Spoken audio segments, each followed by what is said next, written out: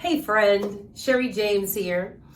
We are in the middle of a 4-part series for this month where we're exploring step 2 of the process for empowering the giant within you. Step 2 of the process for empowering the giant within you, and it's 4 parts. So last week we talked about recognizing that your mind has 3 parts. And today, this is part 2, we're talking about you are 100% responsible for your life. You are 100% responsible for your life. And what this series is about is really a re-exploration of a subject that we studied in 2015. So this is the best of the Bible Hangout. Now, if you are here for the premiere, I want to encourage you to watch all the way to the end because I've got a free gift for you. All the way to the end. All right, let's jump into it. So you are responsible 100% for your life. So the first thing that I want you to know about that is to stop poor imagining in its tracks. What do I mean by that? Sometimes we can become so mesmerized by the terrible things that we imagine for ourselves that we will run down a rabbit hole with a story that we have told ourselves that has no basis in reality, except we believe it deeply in our minds. So remember, this month, we're talking about train your mind to think straight. I had a conversation with a friend a couple of weeks ago, and we were talking through some for him had been a disagreement. And he was very, very concerned that something that he had said had caused a rift in our friendship. And really what had happened is that he had sent some things via email. I hadn't responded to them.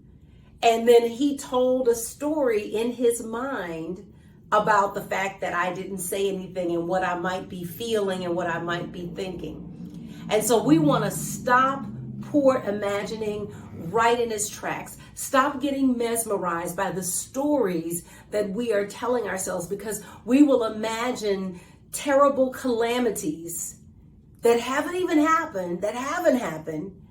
And it's almost like we're inviting it. Right? And again, remember, we're training our mind to think straight, right? Because you've got capacity inside of you to move mountains.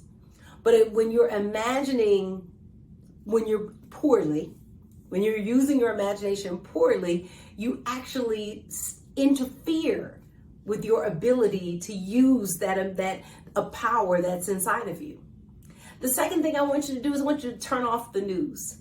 Right now, when I'm at the time of this recording, we're gearing up for a primary election in the state that I'm in, but it's happening all over the country. And so the news is full of bad news. How bad it is if this group gets back in power. How bad it is if this group stays in power. Why is it? And just turn it off. Don't allow anyone or anything to bring you any bad news. See, remember what I said last week about the subconscious phase of mind. That subconscious phase of mind is highly impressionable. And so it's receiving those impressions. They're leaving a mark on you. And they are impacting whether you know it or not, whether you think it or not. They are impacting the quality of what comes out of you. You have courses, you have books, you have coaching systems inside of you that you want to express. And so when you take in that bad news, it stifles your creativity. It stifles the good stuff that's supposed to come out of you. And so you also want to know, again, training your mind to think straight and realizing that you, not anybody else, you are 100% responsible for your life. And, I know I'm preaching to the choir, but you might need a reminder. So that, just take it that way. If you're saying, oh, Reverend Sherri, I already know all of this, great. Take it as a reminder. Sometimes the choir needs a sermon too. So the third part that I want you to know about the fact that you are 100% responsible for your life is that you can unform and reform at will.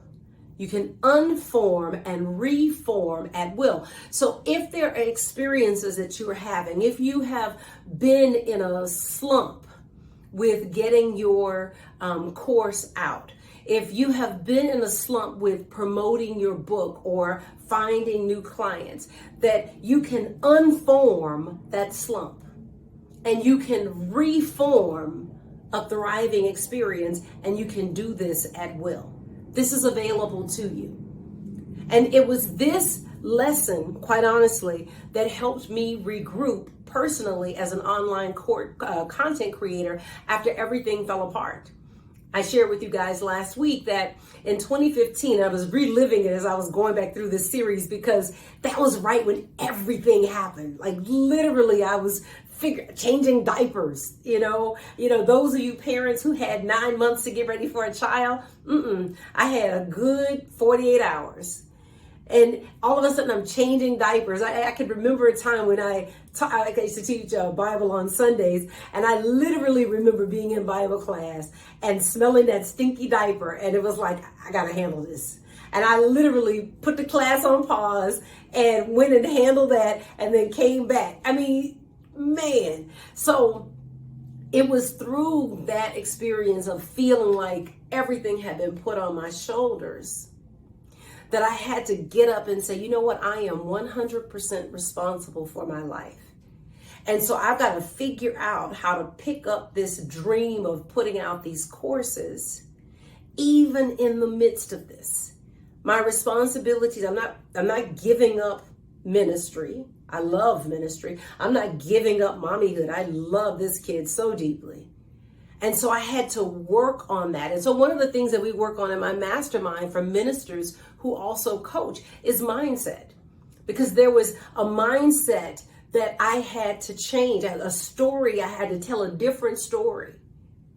And if you start changing the story that you tell, you'll get a different experience in your life. And I find that ministers that I work with often tell the thing that keeps them from turning their book into a course is really the story that they're telling themselves. The guilt sometimes that they feel about putting energy behind their coaching business versus putting it all into the work that they're doing as ministers. All right, that's enough for today. I want you to join me next week, and I'm going to talk about some strategies for training your mind. So I want to encourage you, if you are here for the premiere, on the next screen, I've got a free video for you. I want to thank you for being a part of this, and I will see you next week.